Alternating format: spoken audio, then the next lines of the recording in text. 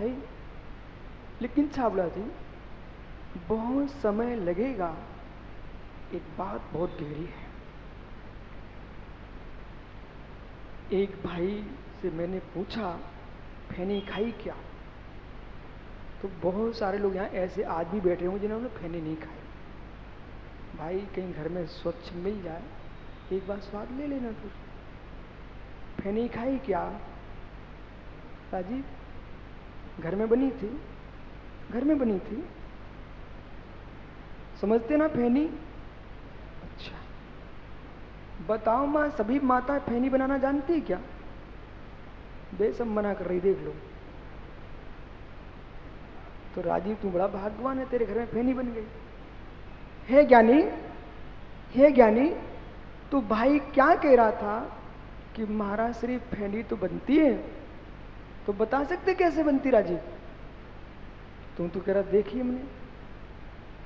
तो खाई मतलब बाजार से आई थी, वे दूध में डाल के खा ली, ऐसा कि घर में बनाई थी? ओह, सो लेके बनी थी। है ज्ञानी, फैनी जो है माँ मशीन से बनती क्या? नहीं बनती ना। तो ज्ञानी क्या बोल रहा था, आटे को इतना ज़्यादा फेंटते, इतना ज़्यादा फेंटते, इतना ज़्यादा फेंटते हैं, बहुत श्रम लगता है, बहुत श्रम लगता है। सुनते जाना, बहुत श्रम लगता है। सभी के हाथ की बात फैनी बनाना नहीं है। इतना फेंटा, इतना फेंटा, समय लगा कि नहीं? समय लगा कि नहीं? लेकिन फैनी बनाने में, आटे के फेंटने में समय लगता है, समय लगता है, ऐसा कहता रहे और फेंटना प्रारंभ करे नहीं, तो बताओ उसकी फैनी कब बनेगी? आटा फेंटते फेंटते जब बिल्कुल तार टूटने लगे उसके, आटा इतना फेंटा उसको, और फिर उठा करके लोई बना करके उसको कढ़ाई में फेंक दिया, अपने आप फैनी बन जाती है। अब देखना ज्ञानी, अब देखना ज्ञानी, यदि नहीं बने तो समझ लेना तुम्हारे फेंटने में कमी आई है। तो तात्पर्य समझना कि रत्नात्रय से मोक्ष होता है, रत्नात्रय से मोक्ष होता है। विषय बहुत अच्छा है, रत्नात्रय से मोक्ष होता है। हाँ, तो फिर पंचम काल में मोक्ष क्यों नहीं हो रहा है? और चतुर्थ काल के सभी मुनि मोक्ष क्यों नहीं गए? सर्वासिद्धि कौन चले गए? क्या नहीं, फेंट तो रहे थे, फेंट तो रहे थे, पर पूर्ण फेंट नहीं पाए। समग्र चारित्र जब तक नहीं होगा, जब तक जितनी घुमाव तो फिटना चाहिए उतने चक्कर फेंटने के नहीं लगेंगे, तब तक फैनी नहीं बन सकती है। ऐसे ज्ञानियों, रत्नात्रय की जैसी समग्र आराधना है वो नहीं होगी, तब तक मोक्ष होने वाला नहीं है। समग्र चारित्र चाहिए, समग्र चारित्र चाहिए। वो बाहर के निमित्त तभी तक है जब तक भीतर का उपादान जागृत नहीं हुआ, और जैसे भीतर का उपादान जागृत होता है, निमित्त ऐसे रखे रहते हैं जैसे दिगंबर मुनि के पिछियों का मंडल। भैया निर्मल सुनो ना मैं क्या बोल रहा हूं। जैसे दिगंबर मुनि के पिछे कमंडल, ये विहार कर रहे हैं, ये शुद्धि आदि को जा रहे हैं, तो पिच्छी भी हाथ में, कमंडल भी हाथ में। हे मित्र, तो मुनिराज अलग से दिख रहे हैं, दूर से देख बोले महाराज आ रहे हैं, वो पिच्छी कमंडल ना हो तो कोई नंगा जा रहा है, ऐसे बोलोगे ना। और जब वे ही मुनिराज सामायिक में होते हैं तो पिच्छी अलग रखी है, कमंडल अलग रखा है, लिए ही नहीं है, यानी तब मुनिराज होते कि नहीं होते? होते हैं। और जब वे ही योगी ध्यान में लीन हो गए, केवल्य को प्राप्त हो गए, ना पिच्छी है ना कमंडल है, यानी उपादान में उपादान की दृष्टि चल रही है। निर्वाण जो होगा ना पिच्छी से होगा ना कमंडलों से होगा, जब भी होगा तो बिना पिच्छी कमंडल के ही होगा। परंतु जब भी निर्वाण होगा उसके पहले पिच्छी कमंडल लेना ही पड़ेगा। यही निश्चय व्यवहार दृष्टि है। जब तक बाहर साधना है तब तक बाह्य निमित्त भी स्वीकार करना पड़ेगा। अंतरंग में जब प्रविष्ट हो जाएगा योगी, फिर बाह्य ज्ञानी एक समय ऐसा आएगा, एक समय ऐसा आएगा कि देह देवालय में रहते हुए भी देह से भान नहीं होगा, उस दिन निर्वाण होगा। देह का भान नहीं होगा,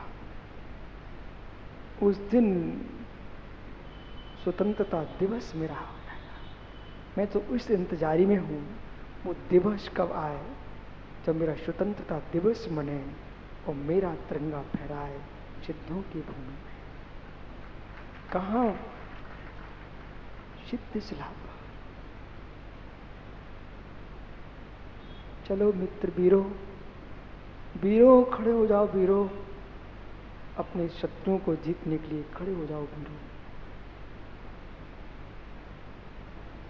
वे सैनिक चाहिए, वे सैनिक चाहिए जो पीठ दिखाना ना जानते हो, प्राण देना जानते हो। वो फौज बनाना है।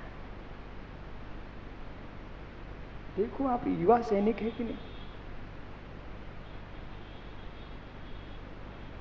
वीरों का मार्ग है, वीरे भी मर्दव्यम वीरे भी अवस्मर्दम जय दौड़ो भी मर्दव्यम परम वीरित्रेण मर्दव्यम। वीर भी मरते हैं, निर्बल भी मरते हैं। जब दोनों ही मरते तो क्यों नहीं वीरता के साथ मरे? वीरता के साथ जो मरण करता है उसका नाम समाधि मरण होता है। जो कायर होके मरता है वो चारपाई पर सोते सोते मरता है। वीरे भी मर्दव्यम वीरे भी अवश्य मर्दव्यम। वीर भी मरता है, दुर्बल भी मरता है, धीर भी मरता है, अधीर भी मरता है, शीलवान भी मरता है, कुशील भी मरता है। जब दोनों ही मरते हैं तो क्यों ना शील के साथ मरे, वीरता के साथ मरे, धीरता के साथ मरे। इसलिए ज्ञानियों, निमित्तों को नाश करने की बात मत करना, निमित्तों के नाश करने की बात मत करना, क्योंकि 6 द्रव्य त्रैकालिक हैं, उनका नाश तुम्हारे करने की कोई ताकत नहीं। यानी समझो मैं क्या बोल रहा हूं। 6 द्रव्य त्रैकालिक है कि नहीं? जो पाप के हेतु आपके लिए हैं, वे 6 द्रव्य हैं कि अन्य कोई है? ओहो, समझो जिनवाणी के रहस्यों को। कहां तुम बाहर बाहर में जीते रहे सब।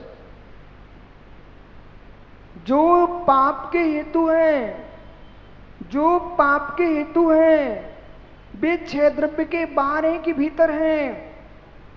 ओहो, ज्ञानी ज्ञानी, तू किसी पत्नी का पति है कि नहीं? बोल ज्ञानी।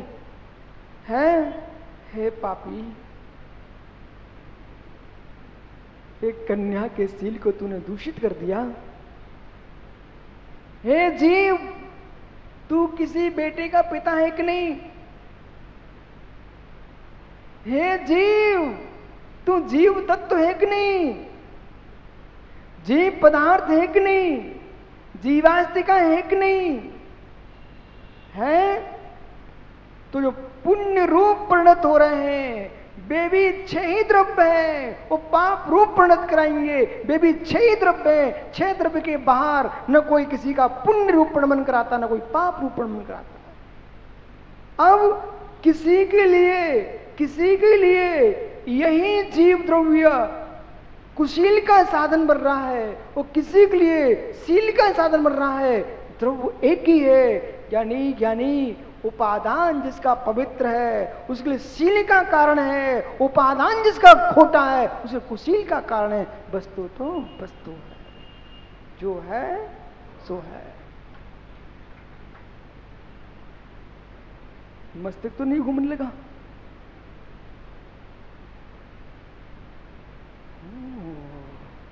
सही हो गया तो भगैया मित्र। हे जीव, हे जीव, कहाँ हम घूम रहे थे, कहाँ हम घूम रहे थे। भैया ऐसे भी लोग आते हैं कि महाराज पिच्ची ठोक दो सिर पे। हाँ, वो उनको सिर पर ठुकवाना दिखता है। तो कोई कहते महाराज मंत्र फूंक दो। इस पंख को कौन कौन नहीं लिए रहता, समझ रहे ना आप। कितने संप्रदाय के लोग मयूर पंख लिए रहते हैं। कोई झाड़ा फूंके के लिए लिए हैं, वही पंख ही मयूर का। कोई कलंगी लगाए घूम रहे हैं, वही पंख मयूर का। एक दिगंबर योगी जीवों की रक्षा के लिए यानी मयूर पंख लिए हैं। बस निमित्त तो निमित्त है, उपादान तेरा जैसा होगा, निमित्त वैसा तेरी सहकारी बन जाएगा। पुनः सुनिए, मां एक लोई दी आटे की, एक लोई दी आटे की, गूंथा आटा एक एक लोई, 4 माताओं को पकड़ा दो। एक उससे गुजिया बना रही है, उसने सांचे में डाल दी, सो उसका आकार गुजिया का बन गया। एक ने पूड़ी बना डाली, एक ने पराठा बनाया, एक ने रोटी बनाई। आटा तो एक था ना, आटा तो एक था ना।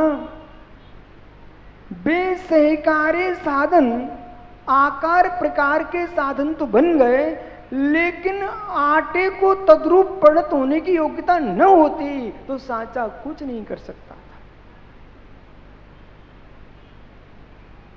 आटे के अंदर तद्रूप परिणत होने की योग्यता न होती, तद्रूप ढलने की योग्यता न होती तो सांचा कुछ नहीं कर सकता था। उसमें पत्थर डाल दो गुजिया के सांचे में, निकलवाओ आकार, निकलेगा क्या?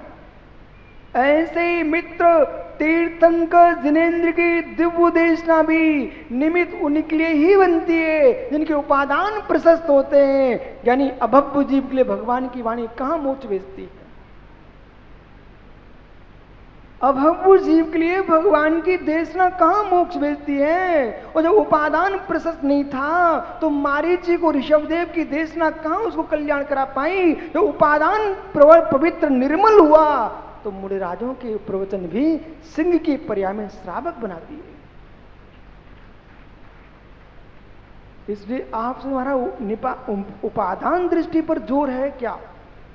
सत्य यही है, निमित्त का अभाव किया नहीं जा सकता, निमित्त के बिना कार्य हो नहीं सकता, पर निमित्त कारूप परिणत होता नहीं है।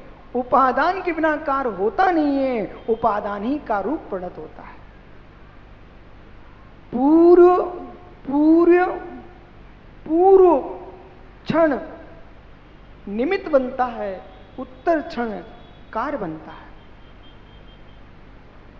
पूर्व क्षण निमित्त है, उत्तर क्षण कार्य है। पूर्व क्षण कारण है, उत्तर क्षण कार्य है।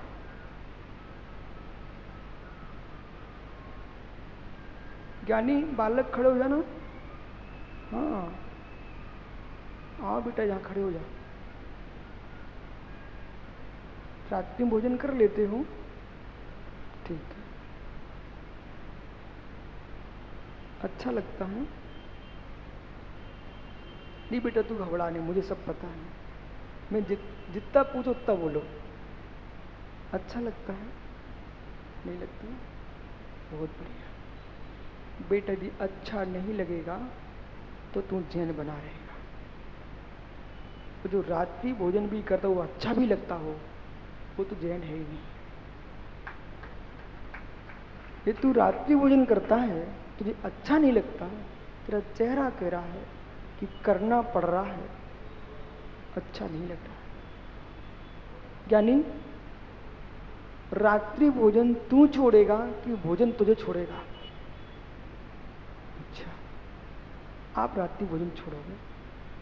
भैया थाली तेरे मुख में जाती है कि थाली से गृहस्थ मुख में ले जाता है? अच्छा है मित्रों, भैया ये तो बता, एक दिन को रात्रि भोजन छोड़ सकता है ना? एक दिन को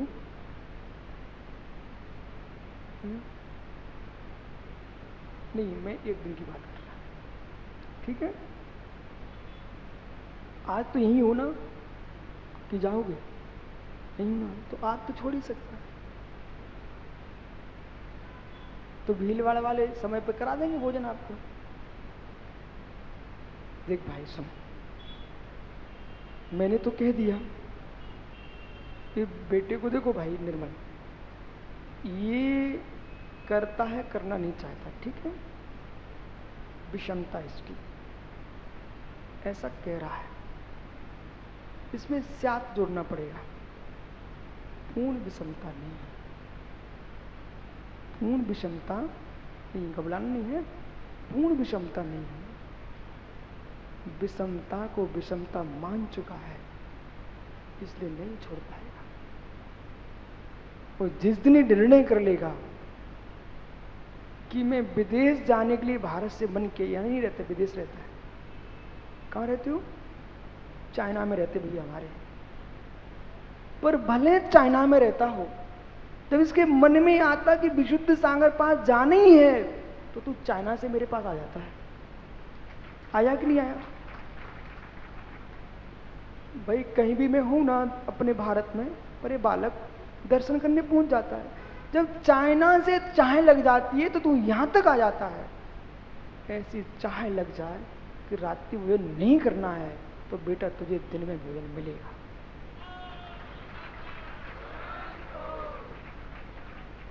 मिलेगा कि नहीं मिलेगा?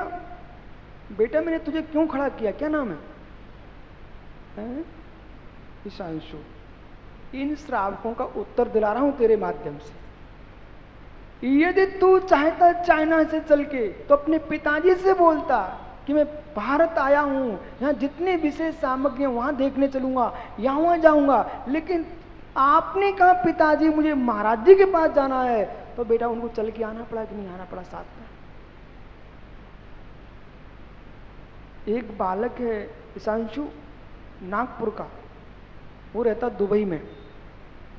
पर जब भी वो भारत आता ना, तो घर में वो मचल जाता है। बोले सबसे पहले महाराज के पास चलो। सो भले वो 2 दिन के लिए आए, तो एक दिन यहाँ जाता, एक दिन घर रह पाता, वो चला जाता वापस।